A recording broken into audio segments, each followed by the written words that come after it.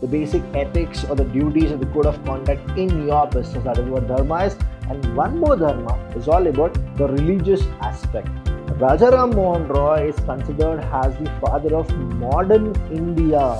Satyagraha implies an unwavering search for the truth using non-violence. There were so many outnumbered Britishers who came just because she is a lady, and that is where the fight happened.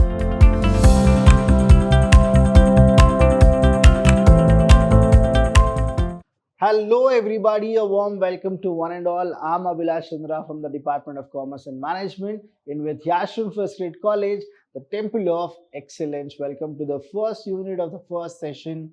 Now here in this unit, we're going to learn about the background to the study of Indian Constitution. Whenever we go with the Indian Constitution, we need to remember this person called B.R. Ambedkar, that is Bhimrao Ramji Ambedkar. The first session, the introduction part, that is Dharma. Now, what exactly Dharma is? And we will understand that Dharma is not just one meaning, it has a lot of meanings. So, in the context of Indian Constitution, how Dharma has evolved and what exactly is their role in the Constitution of India. So, this is a Sanskrit term. Dharma is a Sanskrit term. You can get this for 2 marks. What is Dharma? So it is a Sanskrit word which means law, and we can also understand that in various ways. That is, broadly speaking, the term has 2 connotations. Firstly, it means religious conviction, and secondly, a set of duties or code of conduct. So whenever we go with it, it's the set of duties. Say, don't you have a dharma in your business? Don't you have the basic ethics or the duties or the code of conduct in your business? That is what dharma is. And one more dharma is all about the religious aspect. It is stated that one who adopt dharma would derive money, right? Happiness and success. Because see, whenever you do anything ethically, whenever you do something good, the return is also good. That is what the things what people always used to say, that say whatever you do good will come back to you. That is how, if you are in the path of dharma, you will get 3 things, that is the money, the happiness and the success in your life. So this you people can write it and you will definitely get 2 marks. It also refers to a code of moral principles relating to the daily lives, and following these rules ensures peace, prosperity and happiness. Through dharma, one person can actually expect, that is the happiness, the peace, the mind will not be stressful because you haven't gone against dharma. You have always been there with dharma. So you will get prosperity is what people feel. Dharma is one of the value of an individual as per the ancient Indian thoughts. See, from our Harappa or Mohenjo-daro, if you have gone with the civilization, they also say the same thing. That is, if you do something good, right? If you always follow the path of truth, if you are a person who is willing to do everything and anything for upholding dharma, what will happen to you is God will definitely bless you. So when I say God, it is not just about any God, it is about all the religion. Whoever are the people who of any religion, their Almighty will always bless them because they are in the right path. That is what dharma says. It is dharma that sustains the universe, and both the king as well as the people must adhere to it. Even it is the king or the people who belongs to that kingdom, they should adhere to dharma. That's why they say yatha raja tata praja. That is how a raja is. If he is a person with dharma, the entire people in the kingdom will also follow dharma. If they don't, the entire people will not follow dharma. So whoever will follow dharma, they'll have what? That is the happiness, the money and the success will be with them. The next topic here we have after dharma is danda. Now here dharma and danda. So the term danda is derived from the word dham and dhand. Dham and dhand, which refers to tame, subdue, to conquer, or to restrain and the like. That is, this term also means a stick. Danda, in fact, is one of the elements of a state. The main reason for institution of danda is to bring about the discipline in the lives of human beings who by nature are evil and corrupt. That's why Dham and Dhand, that is what people say, right? Now, anybody who goes against Dharma and does something evil or unethical or unlawful, illegal, they get this danda. That is what stick, where you will be disciplined. That is what danda is. According to Manu, right? It is also the king who can protect the entire mankind, and for this protection, the king uses danda as a means or as an instrument, so that anybody who does anything wrong, then danda is being used. Next is Rajaram Mohan Roy. So this is a 5 marks question for all of you. Please do understand. Anytime, whenever you get any 5 mark question, right? The 5 marks question. What is that you are supposed to do is, please write it in a point rather than writing in essay format. The first thing you are supposed to do is, Rajaram Mohan Roy is considered as the father of modern India. He's always considered, because his visions were totally different. So say 1772 when he was born and 1833 when he died, the way he lived his life, right? I'm talking about the 19th century and the 18th century, right? So when we talk about Rajaram Mohan Roy, his visions were too big, right? He always wanted something called the universal religion. He was like a person who thought all religions we're gonna take it, in that whichever are the best of the best course, we're gonna take that and make a universal religion. See, the thing what he went with it, the thoughts what he went with it, right? Please do understand. We are not talking about 2024. We are talking about this 18 and the 17. That is the 1700, late 1700 and early 1800. If a person is thinking in that perspective, understand the way his visions were, the way he had the clarity about it. So he was one of the makers of the modern India. He is generally hailed as the father of modern India. You can get a 1 mark question. Who is the father of modern India? Please do not write Mahatma Gandhi. You are supposed to go with Rajaram Mohan Roy. Though Roy was modernist in his approach, he always tried to link modernity with tradition. Yeah, tradition should be there, but there are so many things in the tradition where there are few problems in that. Why don't we modernize our tradition is what his visions were. It is not my vision, it is his visions at that time. He attempted the creative combination of secularism and the spirituality of Western and Eastern philosophy.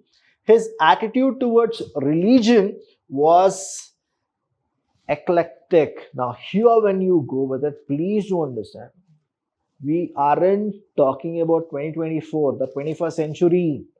No, it is the 18th and the 19th century. This person, where he lived, right, he had this kind of a feeling that why can't we mix the Western and the Eastern philosophy? He wanted to present the concept of universal religion. Please understand, what is it? Universal religion, by combining the best features of all leading religions of the world, of the entire world, whatever is the best of the best. See, all religion teach you the best concept, but he says the best of the best, whatever it is, we're going to take it and we'll make our universal religion only. That was his mindset.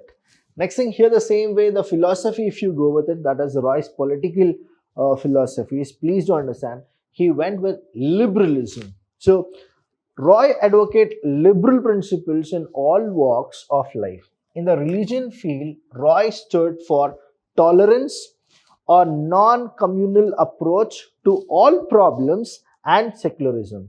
Roy can be described as the earliest advocate of liberalism and the precursor of the liberal movement in India. That is, he is the one who started. And liberalism had emerged as the most valuable product of Renaissance and the Reformation in entire Europe. That is when it is. See, we only went with LPG, right?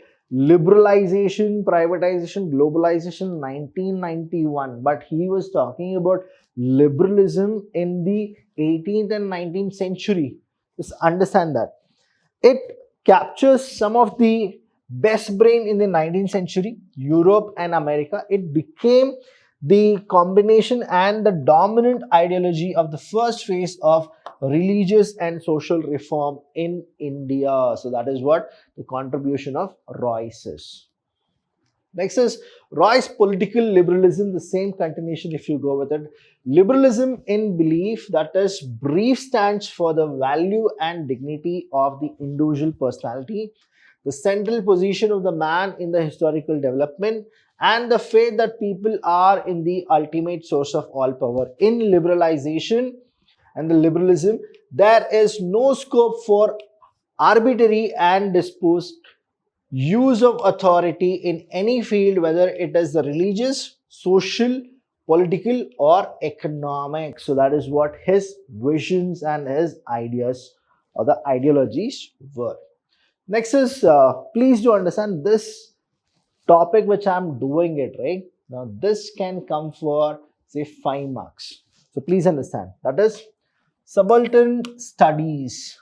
That is, here when we go with it, there is this person called Ranjit Guha. Again, you will get a 2 marks question. Okay, it's a 1 mark question or it's a multiple choice question. MCQ, you can actually get it. That is about Ranjit Guha. An eminent expert in South Asia history, founded the subaltern studies in 1982. Guha, who now lives in Australia, held a series of intensive discussions with fellow Indian scholars in England in 1979 and 1980 about Indian colonial history. Now, subaltern, which literally means subordinates, lower in position or rank, secondary in, is also used in the British military to describe commissioned officer below the rank of captain. Now, philosophically, historically, the term subaltern was coined by the Italian socialist Antonio in lieu of the term proletariat. Now, here, proletariat, if you go with it, please do understand, they can ask you a question, right, about subaltern studies. So who did this subaltern studies? That is Ranjit Guha. So it's a multiple choice question. So they can ask you who is the person who started with subaltern studies. So you can go with Ranjit Guha in India. And here I have also given you the person who actually coined, by whom? But by Antonio. That is what the multiple choice question, you can get it. Next thing here we have is colonial impact of Indian society. What all happened in the colonial impact, if you go with it. Around the 18th century, we are going very back, 18th century, a number of significant events took place. What are the events? The British succeeded in selling their goods at a cheaper price as foreign goods were given free entry in India without paying any duties. That is what the first thing, that is where we made a big mistake. We encourage them, please do come. That is what we did. India handicrafts were taxed heavily when they were sent out of the country. Taxes were more. Swami Vivekananda saw the spirituality as a point of convergence for all religion forces of the diverse India, capable of unifying into a national current. So that is what happened with Swami Vivekananda. Gandhi objects. Now what exactly Gandhi objects here is to violence because it perpetuates hatred. When it appears to do good, the good is only temporary and cannot do any good in the long run. That is why he says we need to object violence. A true non-violence activity accepts violence on himself without inflicting it on another. That is what Gandhi feels. When Gandhi says that in his course of fighting for human rights, one should accept violence and self-suffering, he does not applaud cowardice. That is what happened in the 18th and the 19th century. What is Satyagraha? Now you can get a question. What is Satyagraha? You are supposed to go with it. Gandhi is the person who started with that. Satyagraha is the compound of two Sanskrit nouns. Satya means truth. That is from sat, being, with suffix ya, and agraha meaning firm grasping. Thus Satyagraha literally means devotion to truth, remaining firm on the truth and resisting untruth activity but non-violently. Again, here you are not supposed to have violence, you should be non-violent. Since the only way for Gandhi getting to the truth is by non-violence, it follows that Satyagraha implies an unwavering search for the truth using non-violence. That is what you people can go with it. See, we have also heard and seen different aspects of the moment what we had in the entire Indian struggle, where Mahatma Gandhi was the one person who always went with non-violence. He says you accept violence, but when you give it back, it should not be violence, it should be non-violence. Through love you are supposed to go with it. That's why if anybody slap to your right cheek, you are supposed to show them the left cheek. But nowadays, who will go with it? See, please understand. But here, these are the great humans who actually brought us the freedom. So please do respect and always, right, feel proud that they were born in India and we were born in the place where they were born. So that is how we are supposed to give the gratitude. Next is tolerance. See, again, Mahatma Gandhi, and there are so many other people also who had this kind of a thing, that is tolerance. And here we are talking about Mahatma Gandhi ji only. So Gandhi ji, broadly, that is boarding a boat to go to England to be a lawyer. Soon he reached England. He was getting on the carriage to reach his final destination, but the driver said, you can't sit in here. Gandhiji said, I am a passenger, I am supposed to sit in here. The driver told Gandhiji to sit on the outside of the carriage or leave. Gandhiji said nothing and went to sit on the outside of the carriage. See, this is one of the incident. Again, I can give you one more incident of South Africa where it happened. Again, their tolerance is there was. Indians, we have tolerance. Our own mothers have tolerance. Say, it's not just about Mahatma Gandhiji, one of the thing. Because of Mahatma Gandhiji, there are so many other people who followed him and we have tolerance even now. All the teachers in the all education institution, they have the highest tolerance because of this 21st century generation of the students, right? So definitely everybody have that tolerance. Next is Swarajya, that is Lokmanya Tilak. Again, you can get a 5 marks question here. Now I've given you all the points here. Please do understand. Here Swarajya or Swaraj Lokmanya Tilak popularized 4 concepts. One is Swaraj, Swadeshi, national education and boycott. So this 4 he went with it. Swaraj for him was self-government. He claimed that with Swaraj everybody would be free and have a right to participate in the government of the country. He demanded national self-determination for all colonized countries and urged that India's freedom would usher in the freedom of other subject countries. So that is what he went with it. Swarajya Lokmanya Tilak. The 4 objectives of humankind, if you go with it, the first one is the Kama, Artha, Dharma and Moksha. You will not be getting any question from this. If you get it right, you can go with the 4 objectives, that is Kama, Artha, Dharma and Moksha. That is Kama, desire or satisfaction; Artha, the wealth; Dharma, the moral duties; the Moksha, total liberation or salvation. That is the end of any person, that is Moksha. Next is voluntarism, that is Vinoba Bhave. Now you can get a question that is multiple choice question about Vinoba Bhave. What will be the question? I'll just tell you now. Vinoba Bhave, with an aim to transform rural India, launched the Bodhan and Gramdan movement in 1951 and 1952 respectively. Now Bodhan, that is movement, was a land gifting movement in the town of Pochampalli, that is in Telangana, now in the Andhra Pradesh, right? Telangana and Andhra Pradesh, the Pochampalli is there. While surplus land from big farmers was redistributed to landless farmers as a part of the former, that is, the movement was in a village gifting initiative in the another village, that is Mangroth village in Uttar Pradesh, with the large idea of community ownership. So anybody who has a big farms, right, big lands, right, they'll distribute it to people who don't have. That is what the Bodhan he went with the more. Next is Kittur Rani Channamma. Again, you might get a question, multiple choice question. So these are the things. One is Channamma, the queen of Kittur, a princely known kingdom, that is princely kingdom, is present day Karnataka, was born on October 23rd, 1778. What exactly happened?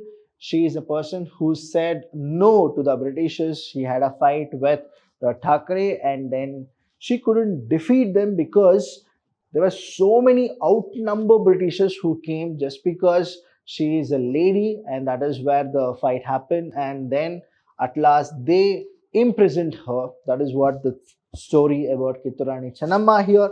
She was the first Indian woman to lead an armed uprising against the British. She is regarded as one of the India's foremost female warriors and liberation fighter. Rani Channamma and the local were strongly opposed to British rule. Thakre invaded Kittur. Hundreds of British soldiers were slain in the fight that followed, including the Thakre. That is here. Thakre is a person who was in charge of the British and he used to take care. Now, what happened there was a problem with the Marathas. They had actually taken Kittur Rani Channamma's husband as a prisoner, and they did not had anybody called of their own offspring. That is where they wanted the Britishers to actually come and take over the entire kingdom. But Kittur Rani Channamma, she did not let it go and she fought for it till her life. And then at last they captured Kittur Rani Channamma, and after so many years she died in the jail itself. So what a brave lady, right? We are not talking about the 21st century, we are talking about the 18th century, where a lady with the entire army fought against the Britishers who were outnumbered, but still the way she fought, and people who supported her, say Sanguli Rayana, the people who are always there, it's always great to see that our people fighting against British at those ages. Next is we have here is Hardikere Manjappa, that is 1886 to 1947. Now Hardikere Manjappa is popularly known as Gandhi of Karnataka. Again, it is a MCQ question, you can actually get it. Was born on 18 February 1886 in a poor family in Banavasi. Now here he got early education and started his career as a schoolmaster. Meanwhile, he was influenced by Bal Gangadhar Tilak. Now, I told you about Bal Gangadhar Tilak, right? The same, he got influenced. Now, he started ashram at Harihar and near Almaty to create awareness of Swadeshi movement, culture and Swadharma. Again, Dharma, Swadharma, right? He started celebration of Basva Jayanti. He's the person who initiated, and he started with Basva Jayanti. Many of them whoever celebrate Basva Jayanti, I've seen whenever I go and ask them who was Hardikere Manjappa, they don't really know. That's why through this, I just want you people to understand he was a pioneer who started with the Basva Jayanti to celebrate it openly. That is what Hardikere Manjappa was. Next here we have is the Halgali Bedas. Now here there are so many acts which the Britishers have done Earlier, these Vedas, they were supposed to have their own weapons and nobody was questioning them. Later, these Britishers, they came and they said, you are supposed to take certificate from us, you are supposed to take approval from us, and they fought for it. That is what the Vedas did. Now here, Halagalli is a small village in Mudul Taluk, that is Bagalkot district. The first uprising against the British was evidence at Halagalli. The Prince of Mudul, that is Gurupat, had accepted British overlordship, but the Bedas, that is the hunters, a martial community, were sitting with dissatisfaction under the new dispensation. The British proclaimed the Disarming Act of 1857, whereby men possessing firearms had to register them and secure a license before 10th November 1857. And these Vedas, they protested saying that why is that we are supposed to go and register? Who are those Britishers is what they fought for it. Now, any questions regarding the same unit, please do call us. We're always there to help you. Thank you so much. I'll see you when I see you. Thank you.